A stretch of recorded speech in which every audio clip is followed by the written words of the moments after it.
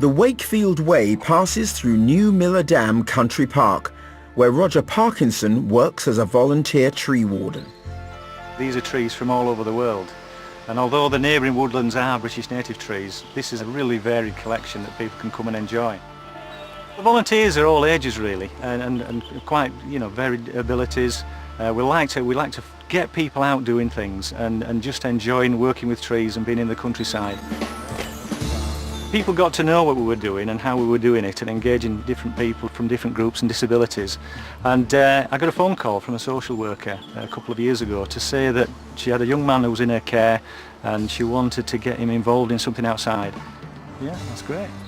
Robert really hadn't spoken for quite a long time, and it was about getting his confidence back. Oh, yeah, that's good, yeah, flick through them, let's see what we've got.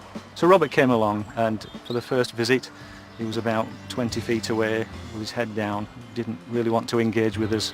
By the second visit, got a little bit closer. By the third, he was tugging my shirt and pointing at things. So how much of an area do you cover? Is it just this bit? Well, you came down there, from down there, didn't you? Yeah, Steps. that's right, all the way down the steps. Yeah, it goes all down that way. And so do you have to do this every day? No, just once a week. And when you come, do you notice the changes in the seasons? Yeah. Which is your favourite season here? Oh, it's all good. It's all nice. Yeah. All the time. I know I've had many conversations with people that walk onto this site and have given me various stories as to why they like to be in this particular location. Lots of the trees are in memory of someone, so it's a nice place if you have planted a memorial tree. It's to come and just reflect and enjoy that peace and tranquility and think and perhaps say a prayer. It's about getting people out in the woodlands and enjoying those environments so they can find those peaceful places and enjoy the tranquility of the woodlands. And I know the community, it's brought the local community together.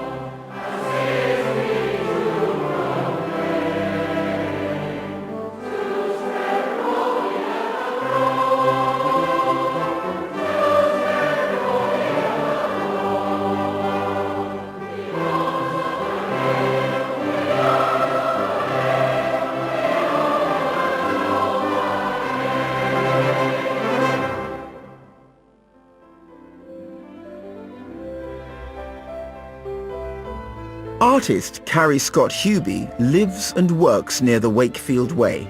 Her art and faith are influenced by the rhythms of life and landscape to be found along its varied route. My creative process is I absorb what's around me, whether it's the landscape or little details of, say, flowers and the ebb and flow of life. or things that have been discarded on the floor, or things that nobody wants. I always look for the element of beauty that people don't necessarily see themselves. They walk past and go, oh, that doesn't look nice. You can just take it on face value, but there's a wealth of things underneath if you're willing to just take that time and pause. When I walk every morning out over the fields, I think that that's my meditation time, really. And this is one of my favourite spots, where I've come along the path and it opens up, and you can, as you walk through, you can see all the different horizons emerging. Horizon line is one of my favourite things to draw. Autumn, I do love autumn, and people start getting miserable and I start getting more excited. And I think it's that time where you can start reflecting and not as busy as summer, and try and reflect more about being patient in life. Things just change, nothing ever ends, it just changes. So through walking, looking at the dying flowers, seed heads kind of depicts that death, and people think, oh, the flowers have diminished, that's throw them away. That's when I say, oh, how exciting, and I'll start drawing and painting, because they take on a much more interesting form and more subtle colour. It is a beautiful place, the Wakefield district, and I definitely recommend the limitless amounts of walks and beauty you can see. To look beyond the surface and see beauty in all of creation really is a special gift. And here's John Rutter's setting of one of our most beloved childhood hymns, which encourages us to do just that. And it's sung for us by the Wakefield Cathedral Girls' Choir.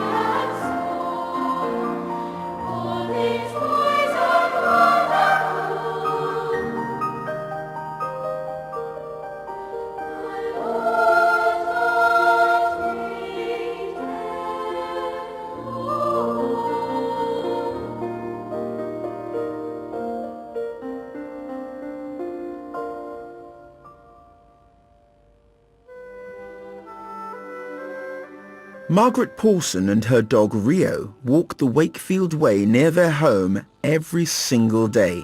Even when Margaret was diagnosed with life-threatening cancer, she didn't break their daily routine. I love this spot, yeah. I call it my seat, but it's not my seat really. I share it with other people. What does this place mean to you? It gives you a sense of well-being, freedom, fresh air, especially when little white feathers come and fall on you as you're walking along. That gives you such a feeling of you're not alone. You lose yourself in God. December 2012, I was going through an uncertain time where they was contemplating operating on my spine to remove the tumour. Yeah.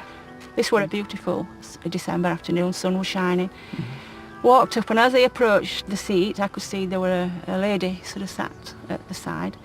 So if little Rio don't sit on his seat, he don't think he's been for his walk, you see. So I just said, could I join her and sit down, which we did. And she just looked up at the clouds and she said, you could talk to those clouds, couldn't you? And, you know, I just said, yeah. I said, I talk to God in those clouds. And quite easily we had a conversation and ended up telling her about this uncertainty and my cancer and things. So we stood up and I said, oh, I'm walking back this way. She said, oh, I'm going that way. So we stood up, and as we stood up, she said, it'll be all right, you know, Margaret. She said, it'll be all right. So I just started walking. You hadn't told her your name? No, I'd not told her my name. And I started to walk away, and this was like, so I turned round, and I was sort of only there just beyond the seat, and there was nobody here. Nobody. And I've not seen her since. Not seen her before, not seen her since. So you went and had things checked after that, and how's it been? I had a complete response to the chemotherapy, so they actually have said I'm in remission.